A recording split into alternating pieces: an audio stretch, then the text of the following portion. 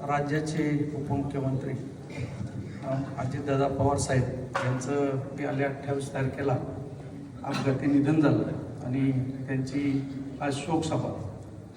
अजितदादाबद्दल संपूर्ण महाराष्ट्र म्हणजे जात धर्म पक्ष पार्ट्या गरीब श्रीमंत सर्वांच्या अंतःकरणाला ठेच पोचवणारे एकमेव नेता म्हणजे अजितदादा पवार साहेब. सर्वांच्या डोळ्यात अश्रू आणणारा एकमेव नेता आपल्या राज्यात अजितदादा पवार साहेब यांच्याबद्दल सगळ्यांना अनेक सांगता येईल. फक्तशीरपणा कसा असावा, या ठिकाणी व्यापारी संकुलाचं उद्घाटन असू द्या, नगरपालिकेचं उद्घाटन असू द्या, वेळेच्या अगोदर 5 मिनिटं पोहोचणारे नेते म्हणजे अजितदादा पवार साहेब.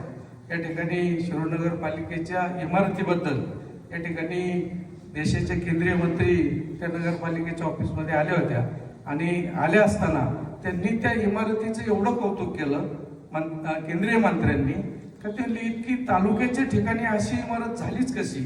आणि त्यावेळेला सर्वांनी सांगितलं का अजितदादा पवार साहेब यांचं या ठिकाणी शिरूर शहरावर विशेष लक्ष आहे आणि म्हणून अनेक तहसील कार्यालय असू द्या, अनेक इमारती निश्चितच अजितदादा पवार साहेब गेल्यामुळं शिरूरच्या विकासाची गती कमी पडेल असं मला वाटतं. आपल्या सर्व उपस्थितांच्या वतीने, शिरूर बार असोसिएशनच्या वतीने, महाराष्ट्र राज्य मुद्रण परिषदेच्या वतीने दादांना भावपूर्ण आदरांजली अर्पण करतो आणि या ठिकाणी थांबतो.